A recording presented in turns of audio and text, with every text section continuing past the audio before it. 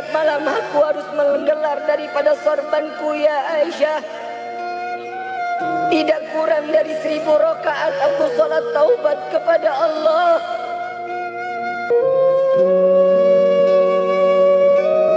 Aku khawatir tatkala umatku dia lupa saat dalam keadaan sakratul maut, dia lupa bertobat kepada Allah.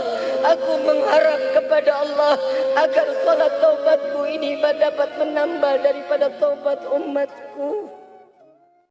Tidak ada nabi yang dapat menolong umat kecuali Nabi Muhammad sallallahu alaihi wasallam. Tidak ada nabi yang dapat selalu memikirkan umat, hanya Nabi Allah sallallahu alaihi wasallam, Rasulullah sallallahu alaihi wasallam. Tidak ada seorang manusia yang dapat memikirkan umat melainkan Rasulullah sallallahu alaihi wasallam. Nabi 3 hari 3 malam tidak makan, tidak minum, yang dipikirkan betapa takutnya Rasulullah umatnya masuk ke dalam neraka Jahannam. Sedangkan kita ayuhal khadirun, mau 3 hari, mau 1 minggu, mau 1 bulan, mau 1 tahun, tiada henti-hentinya membuka gerbang neraka Jahannam untuk kita langkahkan kaki kita ke dalam neraka tersebut. Tidak pernah terfikir oleh kita setiap malam untuk bertaubat kepada Allah Subhanahu wa taala. Tidak pernah terfikir untuk beristighfar kepada Allah. Inilah yang dikatakan oleh Imam Ghazali radhiyallahu anhu wa radahu. Imam Ghazali mengatakan hijrah tersebut dari tempat yang satu ke tempat yang lain, dari yang buruk menjadi kebaikan, ini adalah tempat dan momen tersebut yang terdapat kebaikan-kebaikan di sisi Allah. Tahun lalu kita lupa beribadah kepada Allah, rubah tahun ini untuk kita makin taat beribadah kepada Allah Subhanahu wa taala. Sudah cukup kita membuat sedih hati Nabi sallallahu alaihi wasallam. Di dalam riwayat yang lain, Siti Aisyah radhiyallahu anha wa radhaha, beliau tiap malam tidak pernah memandang wajah Rasul sallallahu alaihi wasallam dalam keadaan tertidur. Sampai Siti Aisyah melihat Nabi dalam keadaan beribadah kepada Allah. Siti Aisyah mendekati Nabi, bertanya kepada Nabi, "Ya Rasulullah, apa yang kau lakukan sehingga setiap malam aku tidak pernah memandangmu dalam keadaan tertidur atau terpejam matamu ya Rasulullah?" Apa jawaban Rasulullah? "Ya Aisyah, apabila aku menjamkan mataku, siapa yang akan menangisi umatku agar mereka terselamatkan dari api neraka Jahannam?" Setiap malam aku harus menggelar daripada sorbanku ya Aisyah.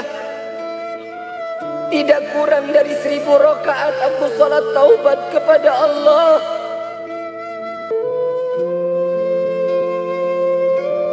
Aku khawatir tatkala umatku dia lupa saat dalam keadaan sakratul maut, dia lupa bertobat kepada Allah.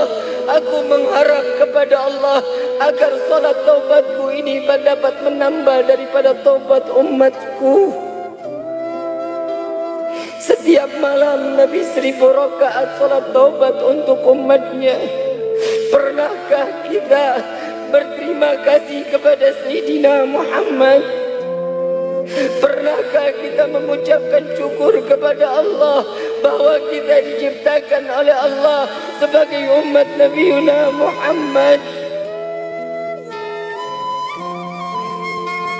Jangan sampai apa yang dikatakan oleh Nabi, umatku di akhir zaman kelak, paginya dia beriman, malam dia kufur kepada Allah.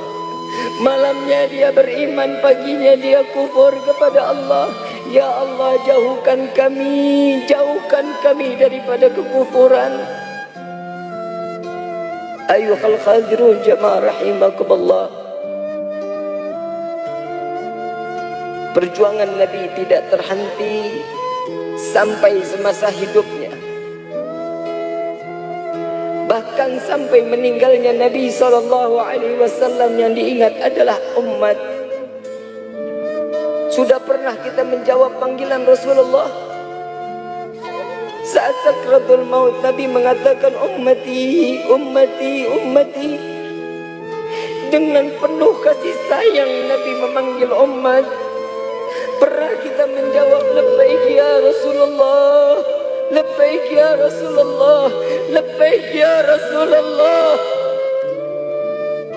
Tidak ada lisan lagi yang dapat menjawab dari perkataan Nabi Yuna Muhammad.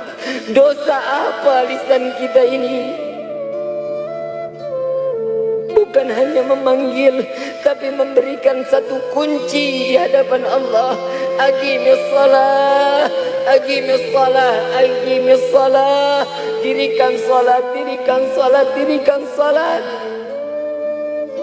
Ini yang dikatakan oleh baginda Nabi Muhammad sallallahu alaihi wasallam.